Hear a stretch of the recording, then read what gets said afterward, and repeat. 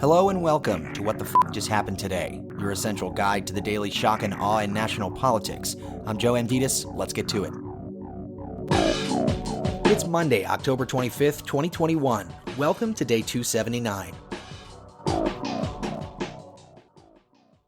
Joe Biden and Democratic leaders in Congress are pushing for a vote this week on the social spending and climate change bill.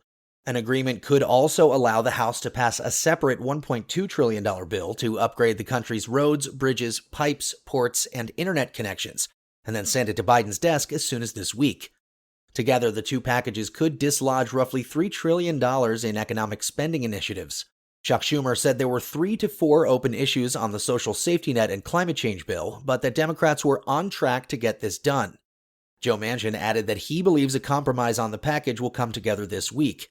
Negotiators are still working out the details for how to pay for the package after Kyrsten Sinema rejected increasing the marginal tax rate on corporations as well as capital gains and individuals.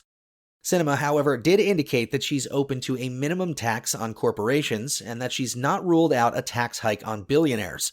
And while it's unclear what level of new taxes Joe Manchin will support, he has indicated that he supports Biden's proposal to roll back some of the Trump tax cuts for higher earners and corporations, as well as the White House's plan to tax the investment incomes of billionaires. The bill, initially drafted at $3.5 trillion, is expected to ultimately come down to between $1.5 and $2 trillion. Biden says he wants a deal this week before he travels to Europe at the end of the week for the G20 summit and a major climate conference. Moving on, a team of Trump advisors and lawyers set up a war room at a D.C. hotel in an effort to overturn the 2020 election during the weeks leading up to the January 6th rally and attack on the Capitol by a pro-Trump mob. The group, including Rudy Giuliani, Steve Bannon, and former police chief Bernard Kerik, as well as conservative lawyer John Eastman, One American News reporter Christina Bobb, retired Army Colonel Phil Waldron, Boris Epstein, and others, set out to pressure Mike Pence into blocking or delaying the certification of Biden's victory. They also publicized alleged evidence of voter fraud and urged members of state legislatures to challenge and decertify their results. They called the set of rooms and suites at the Willard Hotel their command center, which was located a block from the White House. The Trump campaign later reimbursed Kerik's firm for more than $55,000 for rooms for the legal team.